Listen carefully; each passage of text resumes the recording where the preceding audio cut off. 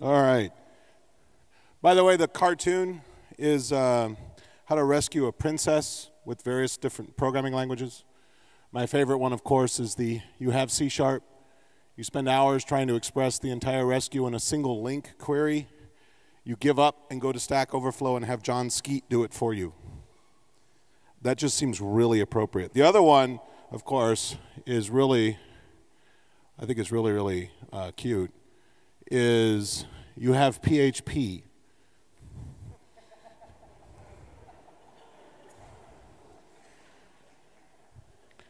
I don't know that there's really anything more that needs to be said there. All right. Let's talk about parallelism. Let's talk about Task Parallel Library in particular. This is me, but nobody cares, so we'll move on. We're going to talk about parallelism, and we're going to talk about several different concepts that are expressed in the TPL. And fundamentally, all of this has to do with being able to do multiple things at the same time. A lot of this we'll talk briefly. We'll do some review around .NET Threads and synchronization. But mostly, we're going to try to get into the Task Parallel Library. And just as kind of a review, why exactly do we choose to go concurrently? Well, you guys all experienced it this morning, right? 900 people trying to register at a conference. If all of you have to stand in one line, and if all of you have to work with one person at the desk, you're still registering for the conference right now. Being able to go concurrent gives us a lot of opportunities to be able to do things in parallel. Particularly after 2006, a gentleman by the name of Herb Sutter wrote an article called The End of the Free Lunch. And in it, he was basically remarking that processors, quite simply, have not been getting faster. Right? We've got Moore's Law, which says that the number of transistors that we can put onto a chip doubles every 18 months. And back in 2006, we had 2 gigahertz processors. And let's see, that was 10 years ago, right? So let's see, 2006 we have 2, 2007 and a half we have 4, 2009 we have 8, 2010 and a half we have 16, 2012 we have 32. How many of you are running 32 gigahertz processors right now? Right? I mean, our laptops are really freaking fast because by now we should have like a 64 gigahertz processor in there, right? Don't put it on your lap, by the way. It burns its hole like through the floor to China because it runs so hot. We don't have those. What we have are CPUs that instead of having faster cores, we actually have fewer. Right? We have more cores, don't we? We have more cores running slower. Instead of a 64 gigahertz single core, we now have 8 cores running, I guess we're up to about 3 gigahertz now, 3.5. And it's interesting because there was this, you can chart, Herb does it in his article, you can chart processor speeds, and right at the point where they plateau is where we start getting more cores. And he basically points this out and starts talking about why concurrency is becoming more of a big deal, et cetera, et cetera. At the time, Herb really thought that this article was just kind of a whatever. This is just kind of the state of the world, you know. I didn't really think that much of it, he said when he wrote it. But of course, this was, for many people, the seminal moment to wake up and realize we're not going to get faster. This is an important realization for us as programmers because it means that the Quake rule is no longer in effect. You guys know what the Quake rule is, right? Right? You guys know Quake, the first-person shooter game, right, from a couple years ago? See, the Quake rule was actually a performance optimization tactic for developers. Boss would come to you and say, hey, I need my code to run faster. And you'd say, okay, boss, give me a couple of weeks. Let me do some analysis, run some tools, look at the code, et cetera. And so you would go, you would study for a week or two, and then when the boss came back to you, you'd say, hey, boss, if you give me about 18 months, I can make the code run twice as fast. And then you would play Quake for a year and a half, buy new hardware, and it's now running twice as fast. The Quake rule, because that was, all programmers play Quake, right? I guess now it's World of Warcraft or Heroes of the Storm, maybe StarCraft, I don't know. That no longer holds. We don't get faster processors anymore, we get more of them. And so as developers, if we're really going to be able to take advantage of all those cores, we need to know how to parallelize effectively. Even on older machines where you only have a single processor, you can do multiple things in parallel, but now we get into task switching. You're going back and forth, and that carries with it a certain amount of overhead. Most of the time, it's worth it. But why?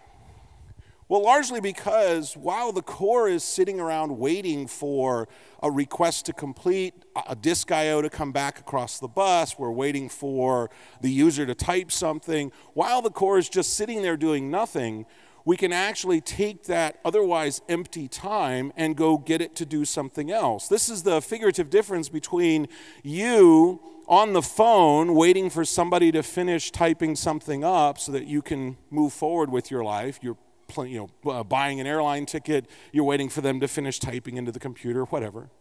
Or you send an email, and then you go about your daily life. You sent it off, it's now processing asynchronously while you're going off and doing something else. This is, by the way, how we should do all conference registrations. You just send some little robot thing up to the desk, and it registers for you, and meanwhile, you can enjoy the snacks. Who's going to work on that? Show of hands. I tell you, if you can do that as an app, you can make millions. So we want to be able to parallelize. We want to be able to do certain things in parallel. And this, by the way, does not get into what we call massively parallel or embarrassingly parallel kinds of operations. Those tend to be relatively few, but the ones that are there tend to be really, really important. Like, how are we going to analyze human DNA, which has more information than we've ever been able to store on a computer? How are we going to go through all of that? Now, this concurrency thing, by the way, it doesn't necessarily hold itself specifically to just threads. There's a whole lot of concurrency kinds of terminology that we can toss around. And I'm just going to kind of blow through these, right? Doing more than one thing at a time. Cooperative concurrency, we don't see a lot of this anymore, but this is where actually we could fall back to some fibers and some old Windows 16-bit multitasking and so forth. Multiprocessing, right? We've actually got the processor dividing things up. This is what operating systems do. Multi-threading, of course, is what most of us are familiar with. Parallel processing, this is where we actually break something up into a number of different parallel work streams. Asynchronous processing, which is kind of like parallel programming, but they are considered somewhat separate. Asynchronous means I simply send that off to go do its own thing, and I don't wait for it to complete. Parallel says I'm specifically carving it up into a number of parallel streams. And then the favorite term du jour today is reactive programming. How do I set up my code so that it looks like as data is coming in, I'm responding to it rather than blocking, pulling, etc. When we start talking about .NET threading, of course, the .NET library has had rich support for being able to do this kind of parallel processing since version 1.0. Because in version 1.0, we got the .NET thread object. And you can construct a thread and give it a delegate to execute. You start the thread. You can either set it to run in the foreground, which means it will keep the CLR alive until all the foreground threads are complete, versus set it into the background, sometimes called a daemon thread. We can set priorities for threads. We can determine which ones should get favored status from the scheduler as opposed to others. And threads move through this interesting life cycle where a thread is started, it's runnable, it's running, it's eligible for scheduling at that point. It may be paused for some reason, but it's still runnable. And then eventually the thread completes, at which point it's in a stopped state, and a thread, once stopped, can never move back into a starting state. And the full enumeration list is down here across the bottom. Wait, sleep, join is a state that most threads will spend in if they're not currently in a running state, et cetera, et cetera, et cetera. You guys all remember this, right? This is all just a review. You guys have all done all of this before. You're like, yeah. This, grade school math, .NET threading, it's all the same thing to me. We can wait for threads to finish by calling join. We can set up a number of different ways for threads to complete. We can also make use of the thread pool through QUserWorkItem, right? And then, of course, once we've got all these threads running, once we've got all of these different things going on within the code, we're done. I just turn my threads loose, and they do their thing, and I'm finished as a programmer, right? I don't have to do anything else, right? Right?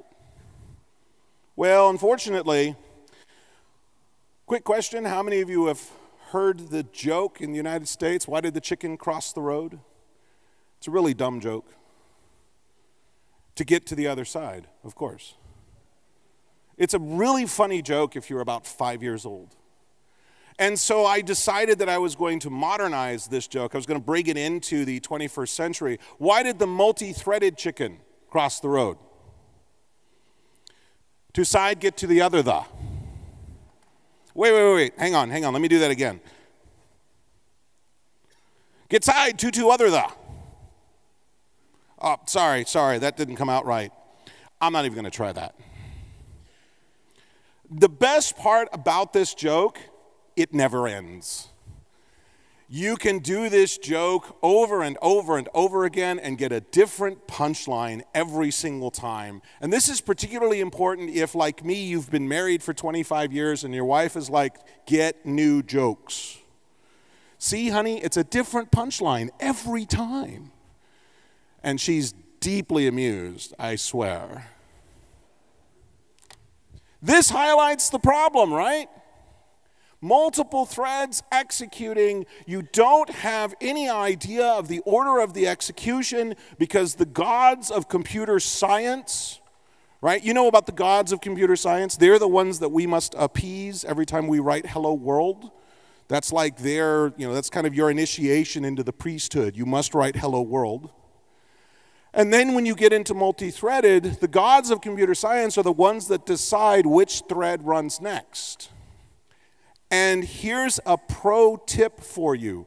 The gods of computer science hate you. They despise humanity. They wish all human life would be eradicated from the planet. And so they will do everything in their power to make your code screw up in front of the boss or the demo. Your code will run perfectly fine on your laptop every time, all day long. It'll be flawless, it'll be beautiful, and then as soon as you bring somebody important into the room, boom. Because the gods of computer science hate you. Repeat after me. The gods of computer science hate you. You got to do the low volume thing. They hate you. They will do whatever they can to screw up your code. Admit it, accept it, enforce it. This is where synchronization stuff comes into place. And believe it or not, this synchronization stuff is not limited to computer science. It is actually going on all around us all the time. That was what makes this conversation so important to humanity. Because if we start thinking about things like how do threads cooperate, how do we get threads to be able to do useful work without stomping all over each other, these are the same kinds of issues that we have to wrestle with every day. I mean, if you're in a car and you reach an intersection, you kind of want to know that there is a well-defined algorithm to make sure that only one car is in the center of the intersection at any one given time. Now, if you ride in a car with Mache, basically he gets the intersection because he's crazy. He just drives into the intersection, and if somebody else doesn't get out of the way, too bad. Right? And that's great if you're riding in the car with him. If you're in the other car, though, not so great. Right? That's a perfectly acceptable algorithm. This car always gets priority in the intersection, right? We actually see a number of these different kinds of synchronization algorithms well outside the realm of computer science. And it's fascinating in some cases to take some of the synchronization algorithms that we're familiar with and apply them to the rest of the world, to apply them to some of our business processes, to apply them just to how, for example, a grocery store should in fact process people during checkout. And it's fascinating to see the parallels. They're there. They're really easy to spot. Multiple paths of execution create multiple opportunities for stuff to go wrong. Even a simple statement like x equals x plus 1. We look at that as programmers and we say, oh yeah, that's very clearly a single line of code. That's not the way the CPU sees it.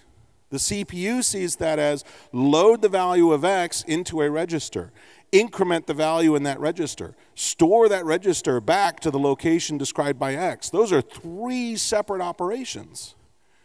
And if those are 3 separate operations as far as the CPU is concerned, then remember we can get a thread switch anywhere in between these 3 sets of operations.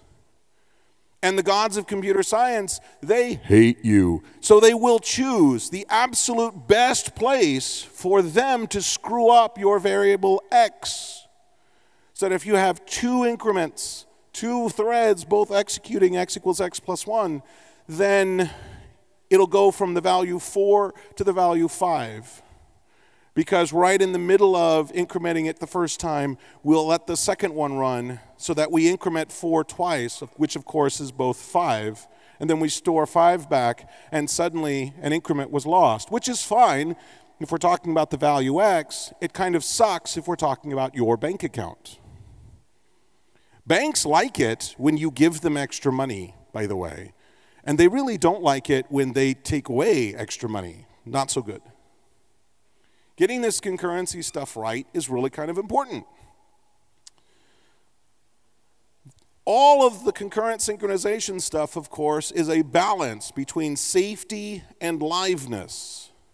Safety is that quality which says nothing bad ever happens. Liveness is that other quality which says something happens. And it's interesting because, again, this is one of those things that we can kind of apply to life.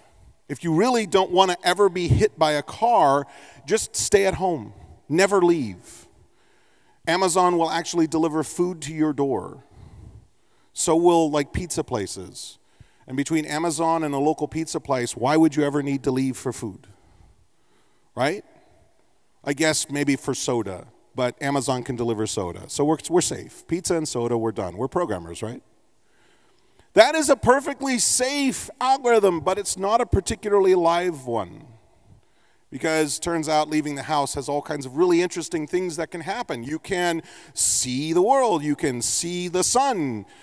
I know programmers don't usually have a good relationship with the sun, but there's lots of good things that can happen if you get outside of your house. If we want things to happen, but we want them to happen such that bad things don't happen, we have to balance safety versus liveness. And that's fundamentally the heart of the question for any sort of synchronization algorithm or any sort of synchronization problem. Fundamentally, synchronization comes down to, hey, we could just be immutable and change nothing. This is actually the path that Adam next door, talking about F#, will encourage.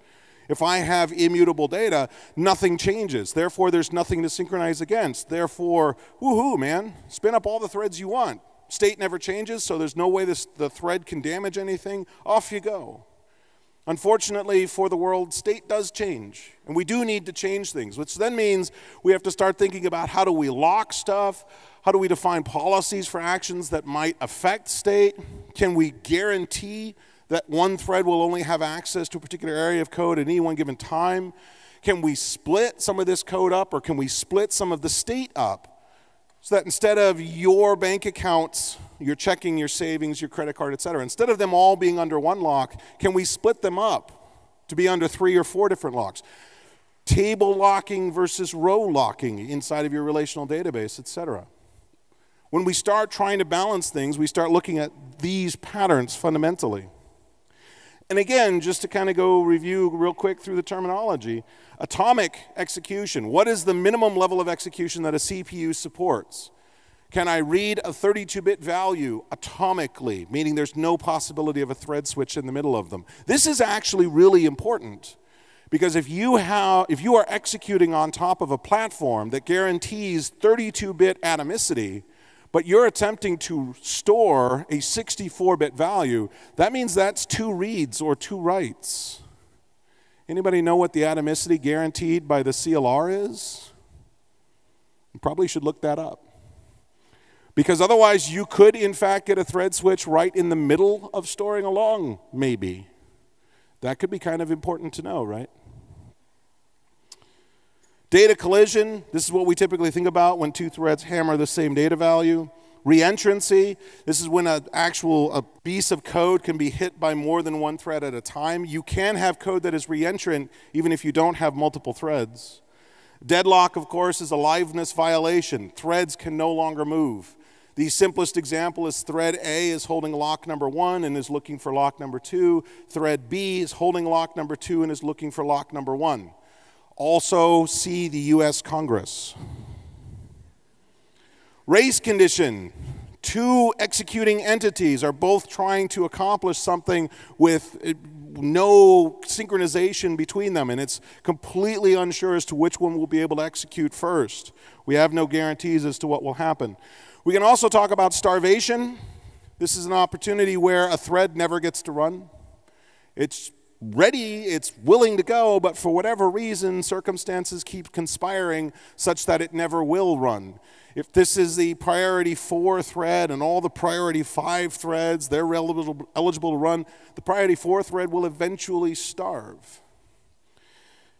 And of course, we have live lock, which is kind of the same thing. They're often thought of as the same thing. But live lock is a slightly different scenario where a thread is actually running, it's getting an opportunity to execute, but it can't ever progress beyond its current state for a variety of different reasons. Now, we do have a couple of synchronization control primitives. We have a critical section. Sometimes this is known as a mutex or a lock. And this basically says I guarantee only 1 thread will be able to access. A semaphore is basically a critical section with a count associated with it, so I can allow multiple agents in at the same time. The difference between a critical section and a semaphore, for example, is the men's room. It is really, really important that the men's room not be guarded by a single key on the door, because no matter how many urinals are behind that door, if there's only 1 key to that 1 lock, only 1 person will ever be in at a single time. Critical section. If, on the other hand, we put locks on the stall doors, and, you know, shoot, 2 or 3 guys could probably share a urinal if we really, really wanted to. I mean, if it's desperate, you do what you got to do, right? That's a semaphore. Really easy, right? And then we start talking about futures, also known as promises, particularly if you come out of the JavaScript world. The idea that eventually there will be a value here. But for now, it's being asynchronously processed. This is your paycheck. You deposit your check, and the bank says, okay, we will credit your account, but if you try to access the money, they say, not so fast, Haas. The money's not actually been transferred from the other bank yet. So you'll have to wait for a little bit until we release those funds. That's a promise. That's a future. Now, there are a bunch of other ones as well, but like I said, this is just trying to be a review. And specifically within the .NET space, there are a couple of mechanisms that we can use as we interact with the .NET environment. For example, if we just want to have a thread that pings every so often, we can basically set up a Boolean value and spin weight on that Boolean value. Just keep doing stuff until that Boolean flips. Flips from false to true or from true to false, depending on how you want to look at it. But now we raise this interesting question. How many copies of that Boolean are stored somewhere? Because it turns out that the CLR specifications, ECMA 335 specification, says that the executing engine, be that the Microsoft CLR or be that the Mono engine, is actually allowed to make copies of that data on a per thread cache. So if we copy that Boolean value across, and now that thread is simply checking that version, that copy, when we change the original, the thread over here never sees it. And you say there's got to be some way that we can synchronize that cache back up, and it is. We call it a memory barrier, and it happens under particular scenarios. We can do it, first of all, we can force a read of the original location.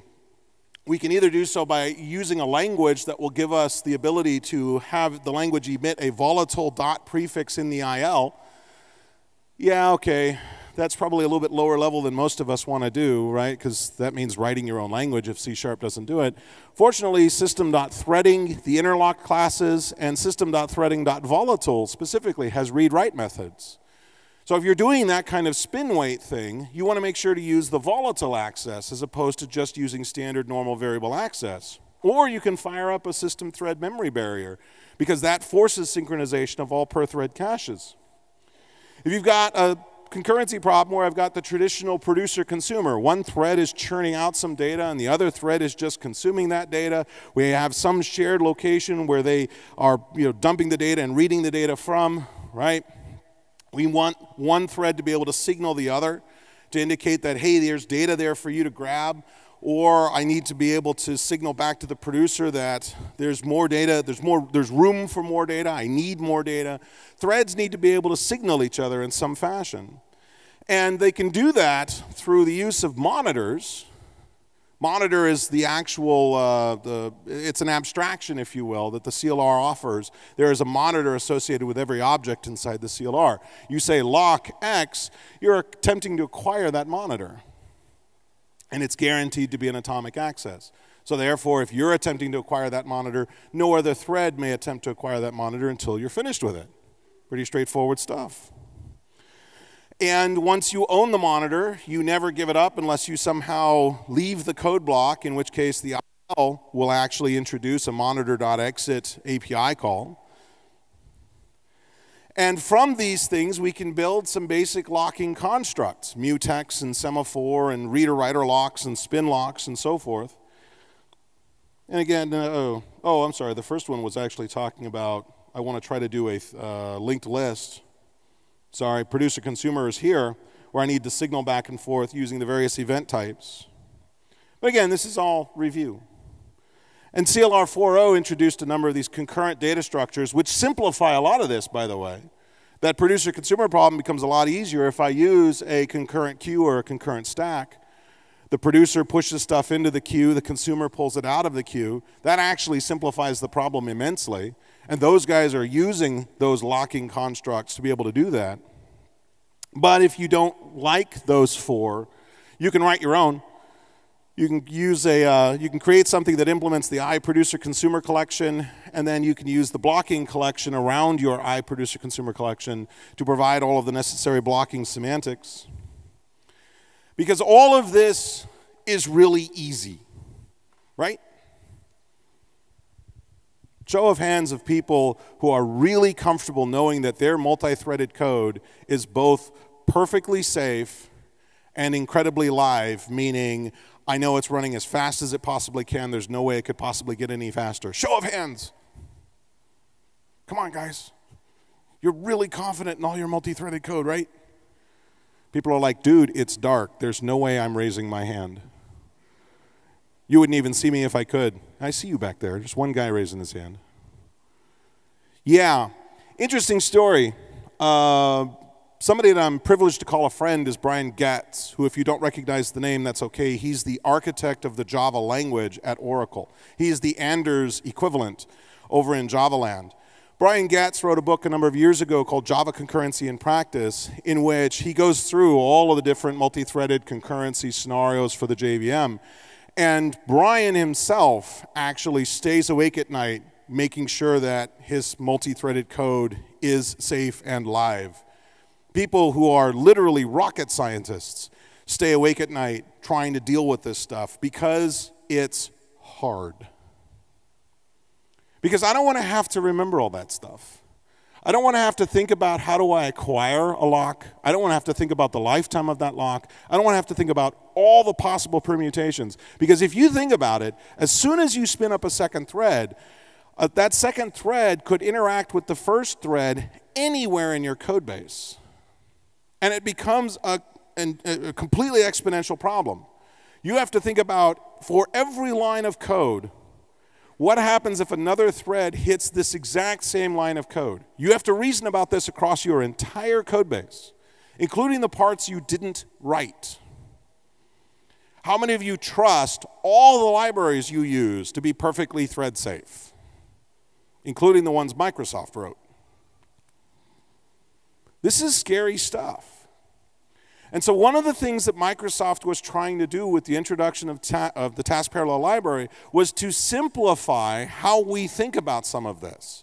And specifically, their goal with TPL is to elevate the conversation above the thread. We don't want you thinking about threads anymore, says Microsoft. We don't want you thinking about locks. We don't want you thinking about threads. We don't want you having to manage some of those decisions because, quite frankly, we don't trust you'll get it right. Neither do I. I don't trust I'll get it right. There's no shame in admitting that. So TPL is an attempt to elevate the concurrency discussion away from threads into a higher mechanism. And specifically, they are trying to, quote, simplify the process of adding parallelism and concurrency to applications. We want you to be able to do multiple things at the same time, says Microsoft. But we don't want you to have to think about all that gnarly hard stuff. So, you have to be using .NET 4 or higher to use TPL. Sorry, if you're still doing .NET 2.0, you may just have to rewrite your WinForms application in something a little bit more modern. For some of you, this will be a blessed relief. I understand. You have to use .NET 4 or higher. And you should have some basic understanding of threading and synchronization. I was kind of joking about some of that first stuff being a review because a lot of new .NET programmers actually don't study threads and synchronization that much. If you're going to use TPL, you should at least be familiar with the concepts. You don't have to know how to start a thread, but you should understand concurrent execution. You should understand synchronization constructs.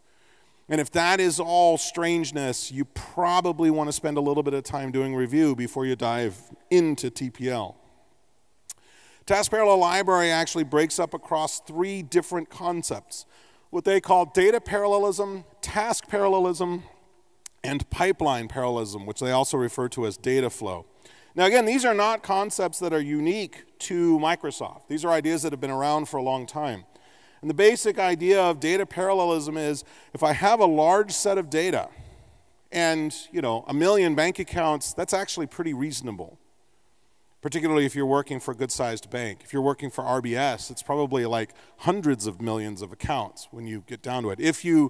I don't know if you guys were following the latest scandal to hit the United States, but Wells Fargo, the bank, they actually found that their employees were opening accounts in the name of customers when the customers didn't even know these accounts were being opened. So there's actually more accounts out there than you may even believe because, Wells Fargo wanted to meet their quota or something. It's kind of this nasty, nasty scandal. So millions of bank accounts, not an uncommon number to work with. As we start talking about big data, data science, and doing all of these large-scale calculations, these are, 1 million somethings is not unusual. It's not uncommon. So we need to make sure that every account has a positive balance because banks do get a little grumpy when you have a negative account balance. That's what my friends tell me. I've never seen that myself personally, right? Right.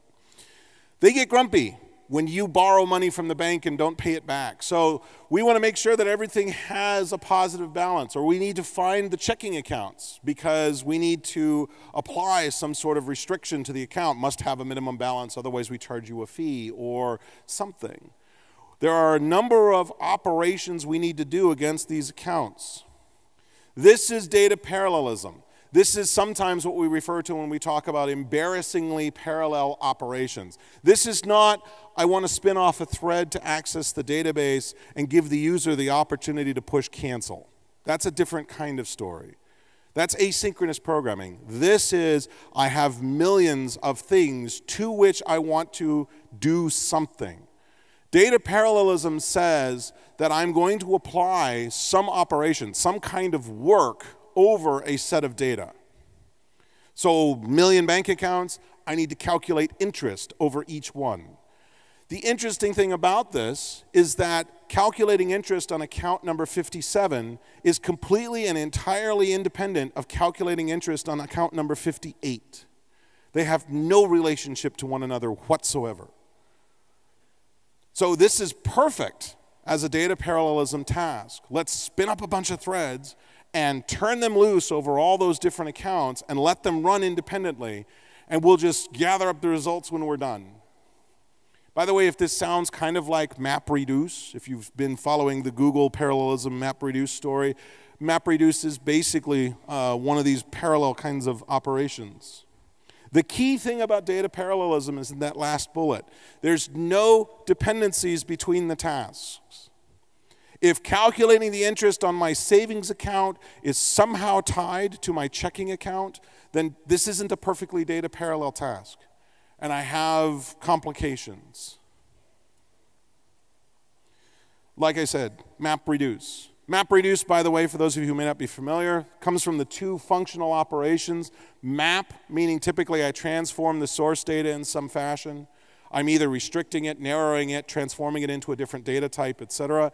And reduce, meaning collapsing those values down into a single.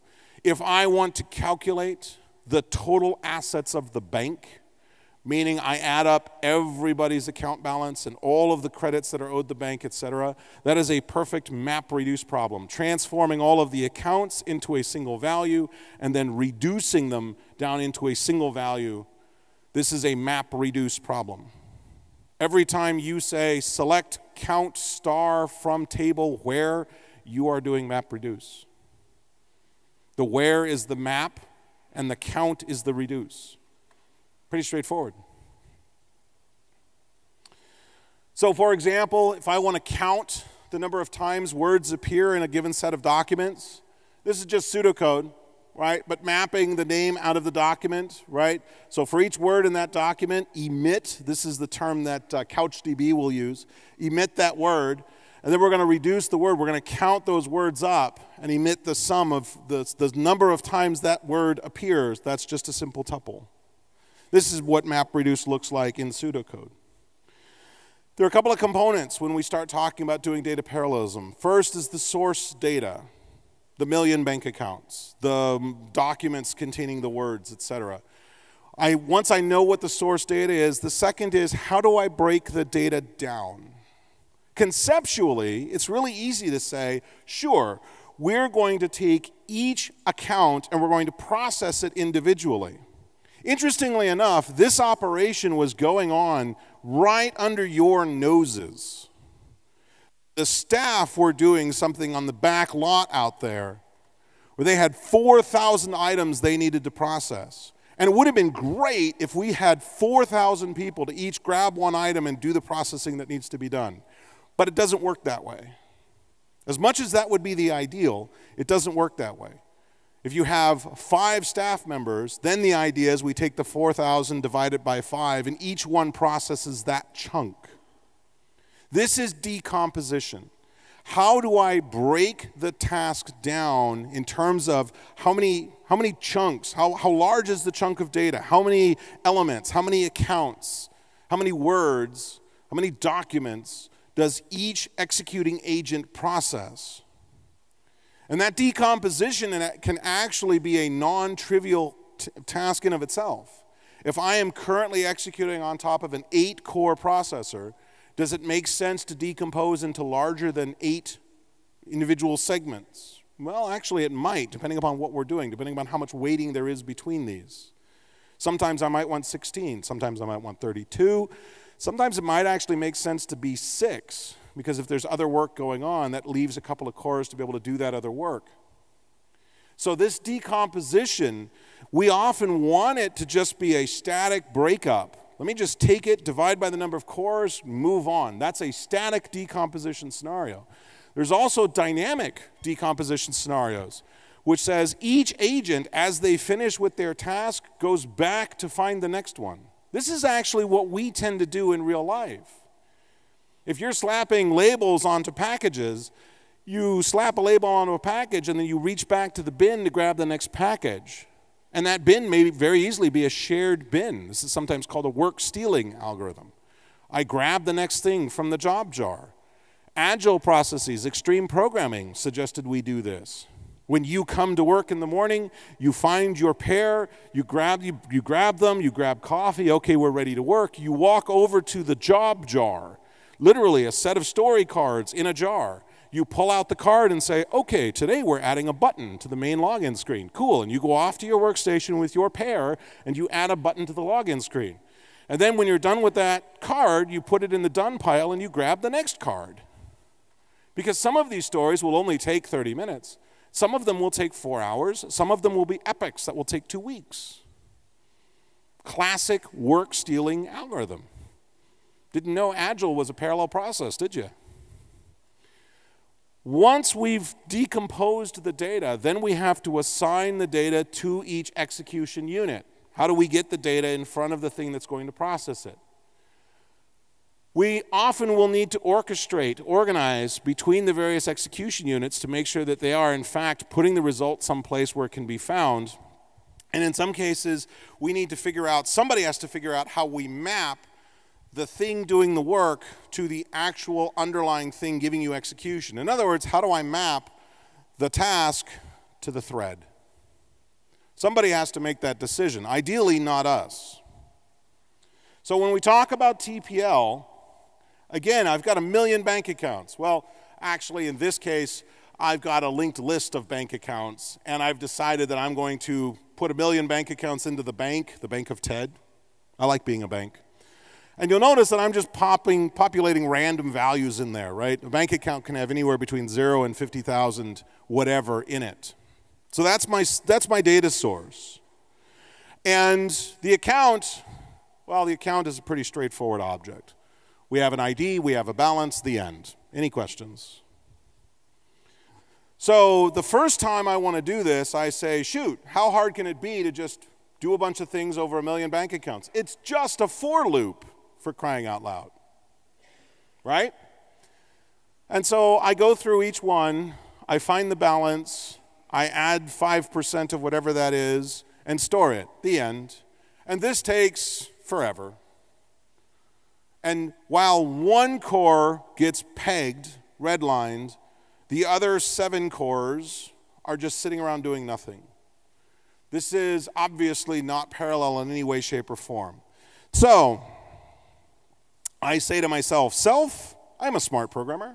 I know how to use threads. I got a black belt in synchronization. I can make this work. So I will go ahead and for each one of these accounts, I will drop it as a user work item, right? So you can see basically I'm grabbing the account from the object that's passed into the worker item. You see the reference of the account down here at the bottom. I have to be careful because if I reference the account from the for each loop, because remember closures can capture the enclosing scope variable. If I capture that, I'll actually capture the last one and I'll calculate 5% interest on the last account, depending upon how all this stuff executes. Because remember, that's not happening yet. That's being queued up to be executed later. This entire for loop could be finished entirely before the first thread pool thread gets a chance to run. Because remember, the gods of computer science hate you.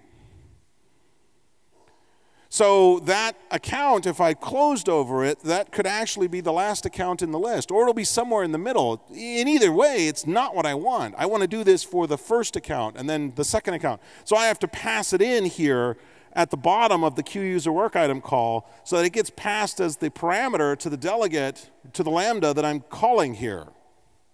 That all makes sense, right? Cool. Because now what I've done is I've just queued up 1 million delegates for execution by the thread pool. Because the thread pool was written to support 1 million units of work, right? Wrong. It'll happen, it'll work, but eventually the thread pool is going to say, no, I've got enough work, and your for each loop now stalls. That is a poorly decomposed data parallelism. So I say to myself, self, I really don't want to do this, but I need to figure out a way to actually break that work up. So I will choose to statically decompose it myself. So here, I will go ahead and get a count of the number of processors on this machine, and I will divide the accounts, right, by the number of processors. And then I will split, and I just created a little method to do that, but I'm just going to split the accounts up here into equal-sized segments. And then I'm going to do the for each loop, but now each thread-pooled action here is actually going to operate on one segment. So assuming I have 8 cores, my million accounts are going to be divided by 8. Each one of those is going to be a segment. I will queue up 8 thread pool items, and each thread pool item, when it gets a thread, will go through a million divided by 8 accounts, roughly speaking. Because this is all easy, right? Oh, that's right. I need to actually make sure I wait until they're all done. Because remember, thread pool threads, those are background threads. They won't actually keep the CLR alive. So this little command line program will die if I don't actually wait for all the threads to signal that they're complete, which is why I need that countdown event up there. There are going to be 8 segments that are reporting, so I want to make sure that until I get 8 signals, I will continue to block here in that latch.wait. Because this threading stuff is easy.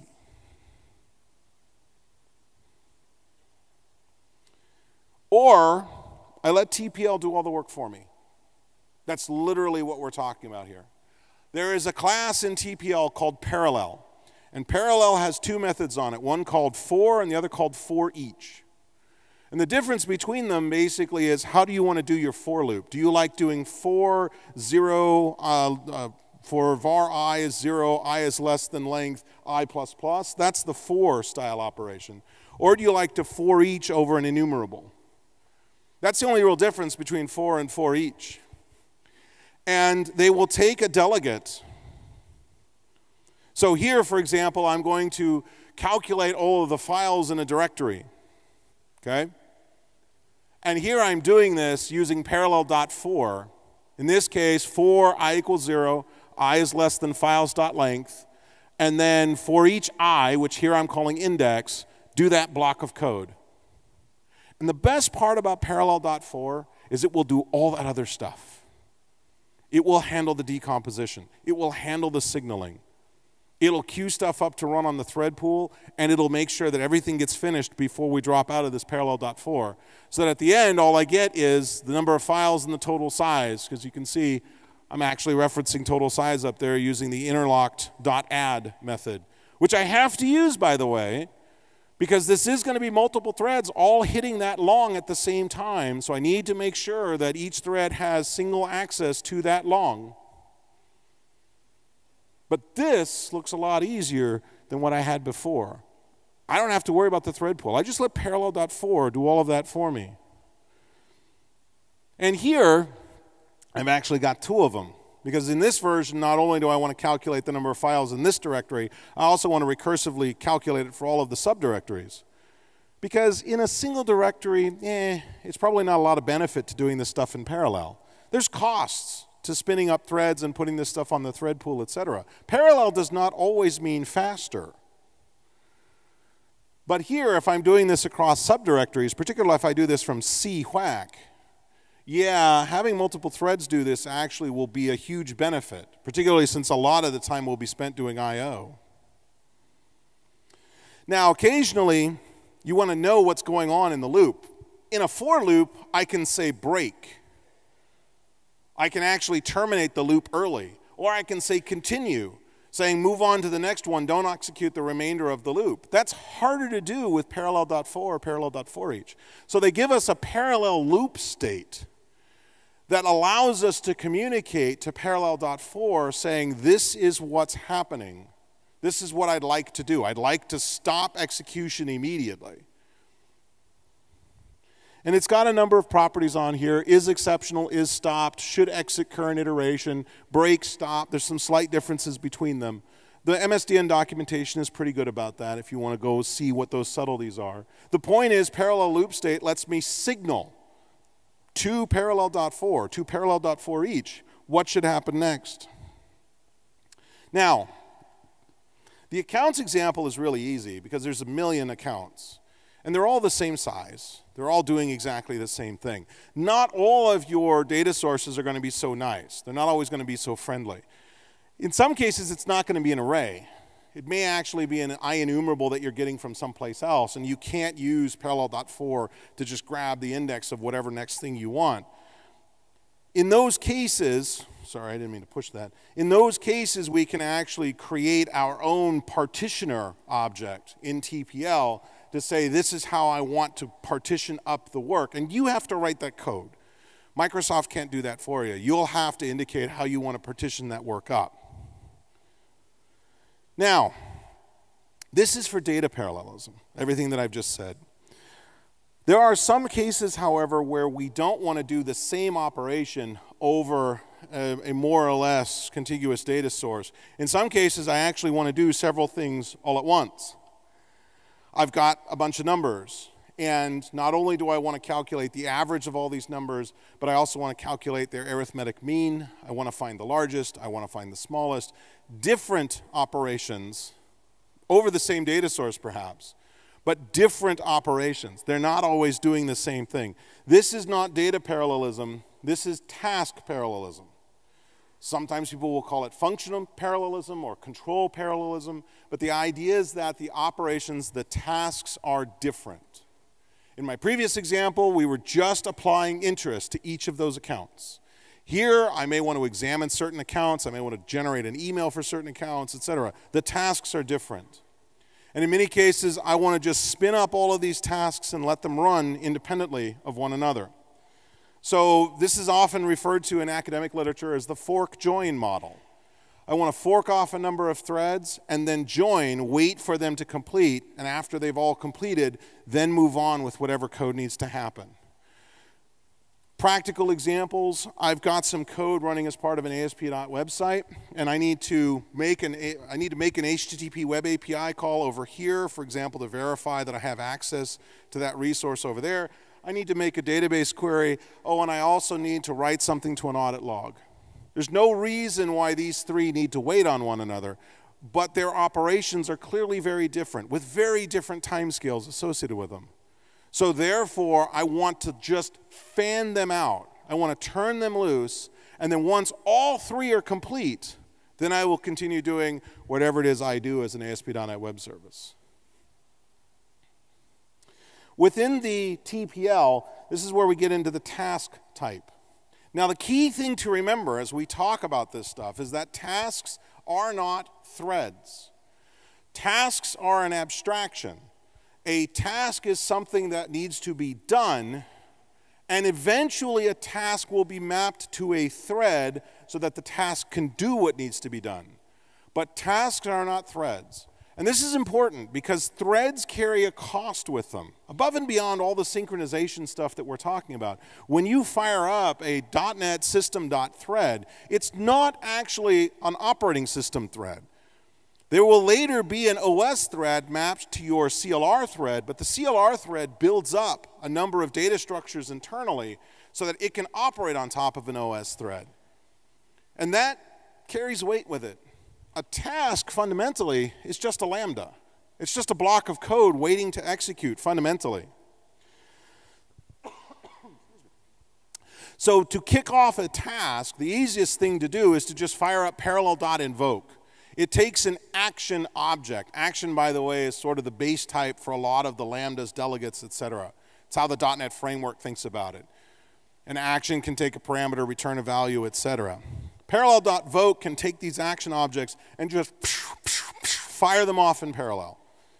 It's basically the same thing as if you were to just new up a thread, point the thread to the lambda that wants to be run, and then .start. And you just kick them off, and they just tear off and do their thing, and there's no return value. This is purely a fire and forget scenario. So here, for example, I've created a simple method, threaded message, and it's really console.writeLine, but the key thing is I want to print out the current thread, the name, and its managed thread ID as part of the output. And that's just basically so that I can keep track of what's going on with each one. And so if I do parallel.invoke, threaded message, 2 operations in parallel. You know what the funny thing is? I run this on my laptop. The first one always happens on the main thread. Because again, tasks are not threads. They're mapped to whatever happens to be most convenient. And the TPL is smart enough to realize that the calling thread is perfectly capable of carrying out one of these tasks. Because that would actually be faster than queuing it up for the thread pool and waiting for the thread pool to be signaled that it's time to do something, letting the thread pool do its thing and removing that thing from the thread. It'd be a lot faster to just do one of these right there off the main thread itself. That's one of the beautiful things about a TPL. It'll actually do the right thing most of the time. Now, if you really, really want to see the tasks, you want to feel the tasks between your fingers, you can instantiate a task directly by just calling new task. Or you can do task.run. This will actually be a new task followed by a start. Or you can do task.factory.startNew. These 3 all fundamentally do the same thing. And you can choose to wait until these tasks complete by calling wait on the task itself. Or task has a static method, waitAll, that says I want to wait for T, T2, and T3. And that will wait until all 3 have completed. The T.wait, T2.wait, T3.wait, that will wait for each one in sequence. But the array version will wait until all 3 are done before I release. Usually it's better if you need to wait for multiple tasks. It's almost always better to do a .waitAll than to wait for each one individually, for some basically subtle reasons that I don't want to get into. Now, there's an interesting book that if you have not read, I will suggest you rush out and buy immediately. It's a book entitled Release It by Michael Neward. And Mike Neward is one of these guys who has been through the war zones. He will actually, in the book, he talks about the exception that took down an airline. There was an exception that came out of some code, and because of that exception, an airline's reservation system would run for a little while and then crash completely, and the airline could no longer take reservations. And tracking this down is a pain, and he describes everything that went wrong, et cetera, et cetera. Excellent, excellent book if you ship software in production. And I'm assuming that most of you do that. Correct me if I'm wrong. In the book Release It, one of the things that Neward talks about is the idea that you never want to have an unbounded wait. Never wait indefinitely. There's no reason for it, quite frankly. If the thread or the task or the whatever isn't complete within about 10 seconds, that's an eternity for a CPU. Fortunately, wait has a number of different options. There is the no-arg version. That's what I was using on the previous slide. Don't do that. I'm a speaker. I have gotten special dispensation from Microsoft to call that version of that method. You don't. Use the timeout versions. Specifically, either specify the milliseconds, use a time span, or set up a cancellation token so that this can be canceled if it's taking too long, where that would be indicated either by a user making that decision or you've got some sort of monitoring system that's running over this code, keeping an eye on how long stuff is taking.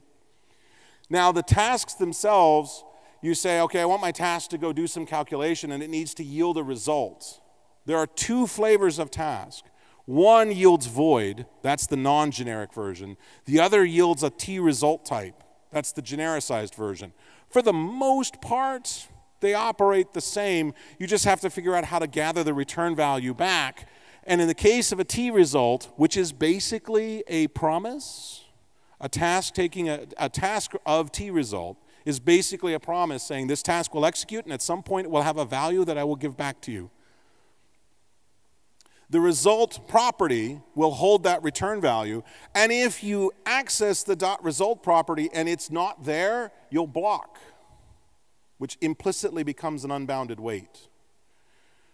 So I would suggest that you do the .wait, and then if for whatever reason it timed out, you can assume that the result is not there and retry or do some other sort of logic.